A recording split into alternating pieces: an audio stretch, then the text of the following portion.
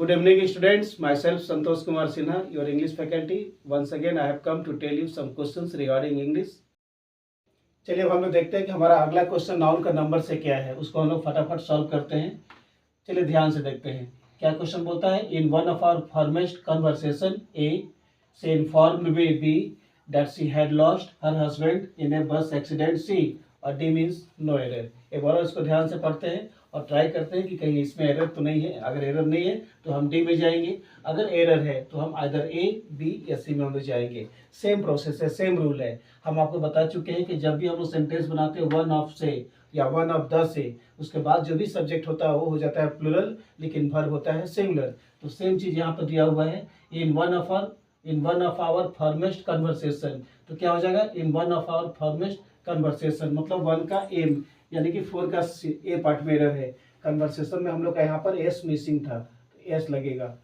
In one of our foremost conversations हो जाएगा, यानी कि 4 का ए पार्ट में एरर है। जैसा कि हम बता चुके हैं कि वन ऑफ द से जो भी सेंटेंस बनता है उसका जो भी सब्जेक्ट होता है वो प्लूरल होता है, लेकिन जो वर्ब होता है वो सिंगुलर होता है। इसको ध्यान में रखते हुए आपको आगे प्रोसीड करना है। तो यहाँ पर हो जाएगा in one of our foremost conversations, conversation में एस लग जाएगा। Let's move to question number 5। The headquarter of the army is in Chennai, A हो गया। It is really surprising, B हो गया। That you do not know about this, C हो गया। और डी में बोलता है no error. Let's read it once again. The headquarter of the army is in Chennai. इस क्वेश्चन में हम लोग ए पार्ट में एरर है। हेडक्वार्टर नहीं बोला जाता है, हेडक्वार्टर्स बोला जाता है, इसलिए यहाँ पर हम लोग एस का प्रयोग करेंगे। नाउन का नंबर पॉइंट ऑफ व्यू से हेडक्वार्टर अगर आप बोलते हैं तो एरर है, इसलिए आपको बोलना पड़ेगा द हेडक्वार्टर्स, यानी कि क्वार्टर में आप एस यूज करेंगे, अदरवाइज एरर ट्रीट हो जाएगा। तो क्या हो जाएगा, the headquarters of the army is in Chennai. It is really surprising that you do not know about this, C और D means no error, so our answer is at A।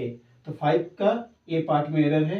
ये आपका question NDA में पूछा था 2006 में, और question number जो 4 है ये क्वेश्चन पूछा था एसबीआई पीओ 2004 में। इसको ध्यान में रखिएगा, जितना पुराना क्वेश्चन आप पढ़ेंगे 5 से 10 साल पुराना बैक, तो आपको ज़्यादा बेनिफिट होगा। तो क्वेश्चन नंबर 4 एसबीआई पीओ 2004 में पूछा था, और क्वेश्चन नंबर 5 एनडीए के एग्जाम में 2006 में पूछा था।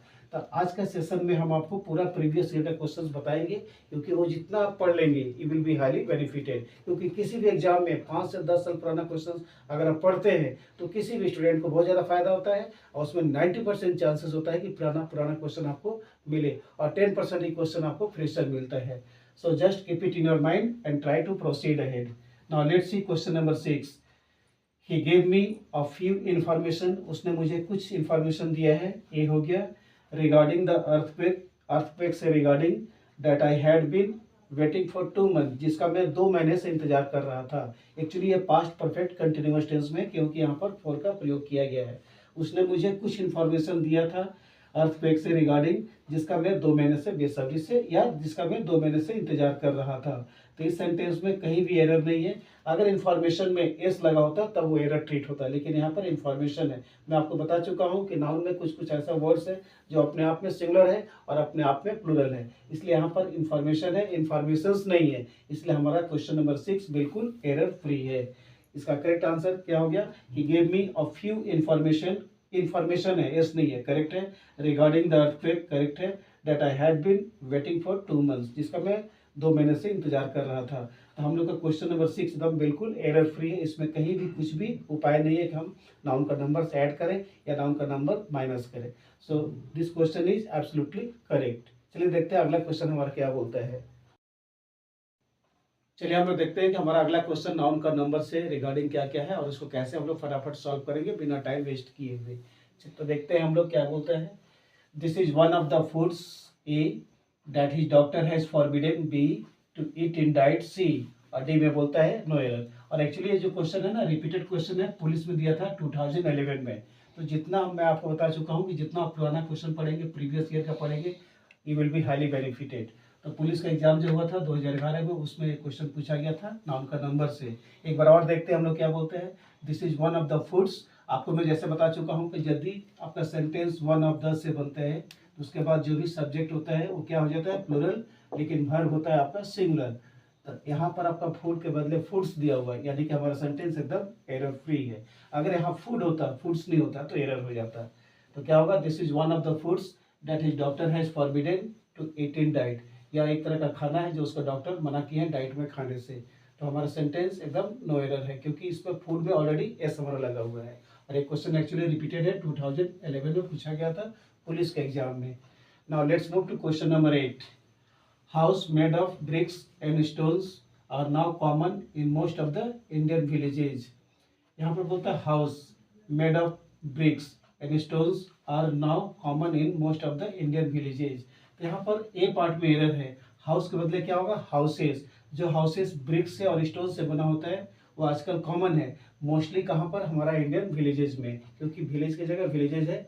तो हमारा यहाँ भी हाउस के बदले क्या हो जाएगा houses. Houses made up of bricks and stones are now common in most of the Indian villages. यहाँ हाउस के बदले क्या हो जाएगा हाउसेस, क्योंकि एक से अधिक हाउस के बारे में बात किया है। तो क्वेश्चन नंबर 8 का हमारा ए पार्ट में एरर था, यहाँ पर हाउस था जो कि गलत था। तो क्या हो जाएगा हाउसेस, एस लगेगा अलग से, क्योंकि सब्जेक्ट हमारा प्लूरल है, क्योंकि यहाँ वर्ब से पता चल रहा है, यहाँ जो वर्ब है इससे पता चल रहा है कि हमारा सब्जेक्ट यहाँ प्लूरल होना चाहिए। क्वेश्चन नंबर 9 देखते हैं क्या बोलता है। What is the criteria A for judging what is good, B और bad for the nation, C और डी में बोलता है नो एरर। एक बार और ध्यान से देखते हैं। What is the criteria A for judging what is good, A हो गया, बी हो गया और बैड फॉर द नेशन।